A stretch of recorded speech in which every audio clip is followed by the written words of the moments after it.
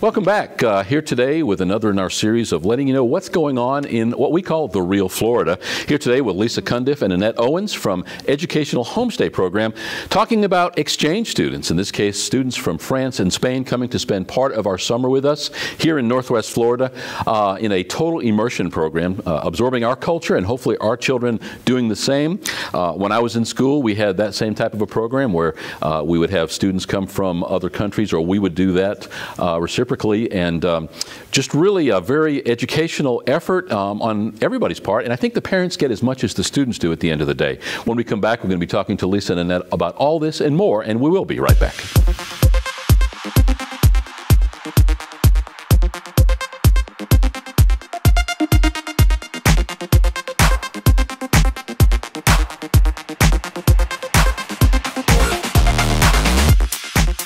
Welcome back. As mentioned, our guest today is Annette Owens and Lisa Cundiff from Educational Homestay Program.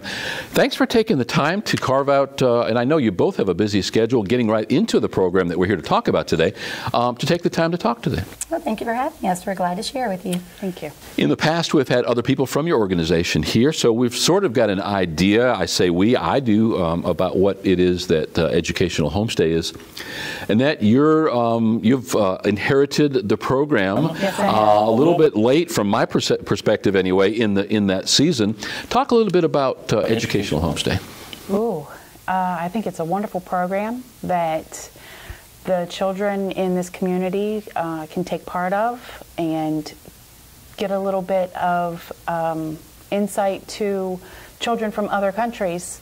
My daughter is actually, we're taking on a foreign exchange student from Spain, and have already had contact with her, and it has been amazing. Just the friendship already builded between my daughter and this girl. Yeah, you know, I can just see this girl possibly going back to Barcelona or wherever she's from and looking in the supermarket for possum or for, you know, and going back to school and saying, hey, y'all, you know, yes, how y'all doing? Lisa, you are the regional representative for, what is your official title?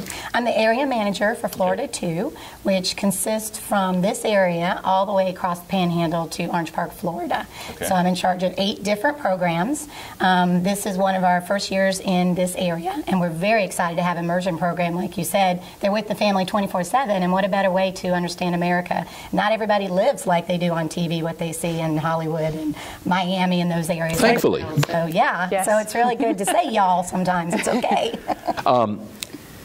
When you say relatively new, is this the first year for this program here in what we call the real Florida of Northwest Florida? Yes, actually. We had a program a long time ago, I'd say maybe 14 years ago, and Panama City Beach, at the beach itself. It was very successful, but it kind of fizzled out after a while because there's a lot of traveling near Pensacola. So we wanted to go more into the area where the families are and where they're really immersed in that culture and actually see the day-to-day. So we are in Chipley and Panama City and kind of in between there in Vernon and Lynn Haven. I'm still new to the area as well, so I'm learning the area, and it's great. Everybody's so friendly, and it's just been wonderful, and we're just very excited to be in this area. Great families. Yeah, and you know, you talk about Panama City Beach. For 30 years, we lived a quarter mile from the water, and after the first year, you never go to the beach. You know, everybody says, oh, it must be great living at the beach, but you really don't. And so for 30 years, we lived there and saw it from the early 70s grow into what was a small fishing village, basically, to what it is now with Pier Park and all the craziness. And that's the reason we don't live there anymore. Right. After spring break this year, somebody asked us, don't we miss, you know, living at the beach? And of course, we've been here in Washington County for 10 years now. And I said, not if you're paying any attention to the news. Exactly. And that was a continual thing. Now, at one point, it was 100 days, and it only lasted for that, what originally was called AEA, which was Alabama Educational Association, and then GEA and TEA, which was Georgia and Tennessee. And we had all those individual spring breaks. And now spring break is basically a drunk fest. It's still, I mean, obviously some really good kids still going down there, but it's not a good situation, nor is it one that you'd probably want to see your children, especially if you're sending your children to another country in the middle of spring break. And obviously we're following spring break now. But the beach's microcosm is really not the real world. Right. It was for us for 30 years because that's where we lived. But it's not, it's a different kind of lifestyle. I think you're exactly on the target when you say coming up here from Lynn Haven points north. This is more of of traditional family values. Washington County, Chipley, in which we find ourselves. You live in Wausau. We did up until recently ourselves.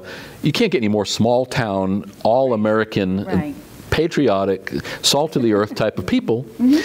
So, and I was kidding about the going back to Europe and saying y'all, but I would imagine that total immersion program varies depending on where those exchange students go. If they go to New York City or Los Angeles or Memphis or Nashville or Panama City area, totally different experiences. And these people going back telling their stories, people are going, did you go to the same country? Because in Europe, countries are very small, the size of our states in some cases. What's the best part about being a part of Educational Homestay?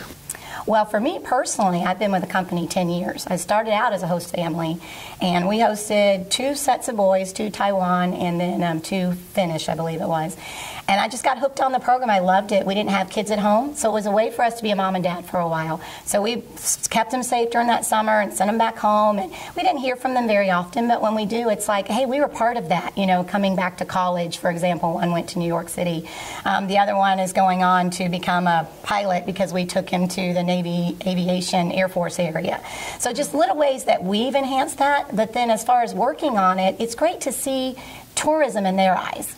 You know, we don't do the Disney thing in this area so much, but even just going to Disney World, Universal, seeing, you know, downtown Orlando, and just seeing the tourism, and just, you know, in your own city, you have things here, museums and things that you want to show them. And so you kind of get a new perspective in your own eyes. What do I want to show a visitor that's coming about my local area and what's exciting to me to share with them for them to remember? Annette, you've been a host family before, is that correct? No, this will be my first time the end of the summer. So not only are you a host family, but you're also sort of driving the program in this area. Yes, kind of a dual-edged sword there. You get to enjoy it, but there's also a whole bunch of extra work that you wouldn't have. Talk a little bit about how that experience goes, how you choose which students will participate, and all the way through the process. Well, for the foreign exchange students, I don't pick them. If somebody is interested in hosting a foreign exchange student, we would give them profiles after they've completed an application and a background check, and they would be able to choose from the profiles given to them. And if they choose to take more than one, then they would choose one from Spain and one from France. We make sure that the child has their own bed, and that, of course, an adult would be there 24/7 because we don't want them unsupervised. But I am extremely looking forward to working with all these people. So far, the host families have been extremely welcoming. And, you know, even at 10:30 at night, I get an email, I respond promptly. Even if I'm laying in bed, I will jump up and, you know, I get back to them because I know there's information that they're really wanting to know, and it's good to make sure we have that communication. And so I make sure that we have open communication. Yeah, and you can easily, as a parent, you can easily put yourself in the position of that parent of the student who's doing the traveling. Yes. Liability, exposure, potential for issues. Obviously, Lisa, you do, as Annette points out, background checks. You inspect their home. You make sure, as you point out, they're going to have their own bedroom. Yes. Now, bedroom or bed or both?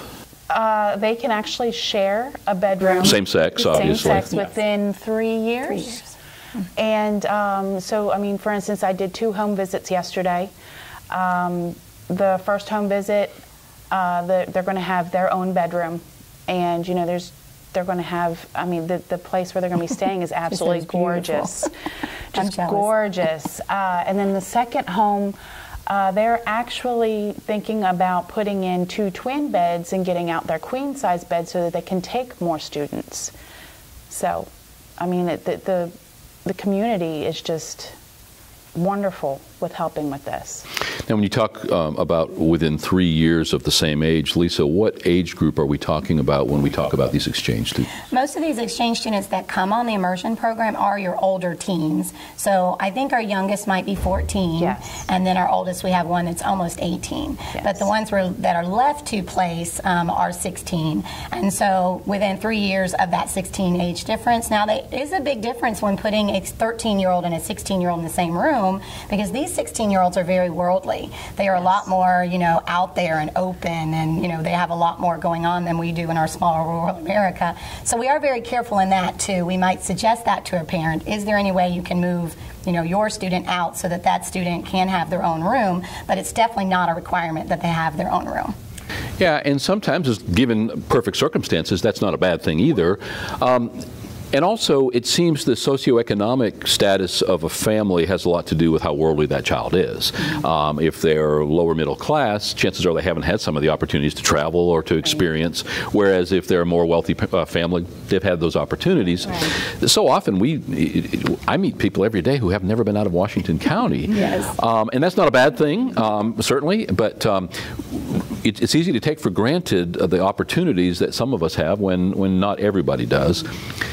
The opportunity to travel to another country under any circumstances, but in this case, to be welcomed into the bosom of a family. Yes. How cool is that? Lisa, obviously, since Annette, this is your first year. Yes.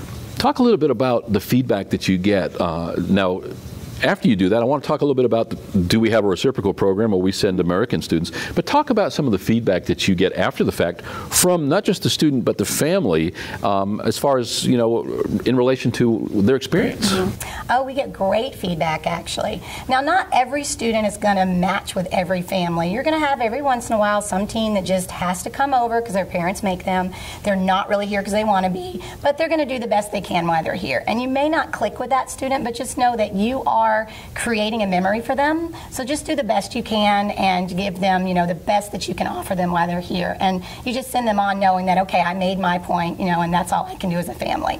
But as far as the feedback, we have several families that have come back year after year, and they're just so excited to get a new student, a new country. Sometimes they'll do boys, sometimes they'll do girls. We also have a country leader from each group. So we also will need a Spanish person and a French person, adult, that will come for a home. And so they do different every time that they host. They try somebody different. But we've had students that have come back for the same family year after year. And my second year, we hosted Timothy from Russia. And he requested, all he put on his application was, I stay with Cundiff family in Orange Park, Florida. And I was just like, that was so neat to me to know that he had that good of a time that he wanted to come back and be part of our family again. And like I said, we didn't have kids. We just spent time with them and just, loved on them while they're here and just had a great time. Then we have families that we do an exchange student overseas as well. We have that program too, and you'll talk about that in a minute. But we have a family that hosted a Spanish student. Then 2 years later, their American boy went and stayed with that Spanish student and was hosted over there. Not through the program necessarily, but because of the relationship that was made while the student was here in their home. And so we have families that host year after year. We have families that host the same student. We have students that come back year after year. And sometimes they'll come to Florida and they'll go to California, and then they'll come back to Florida again. So it's very different. All of our programs are very different, but it is the families that make that program and make them feel wanted and make them feel special while they're here.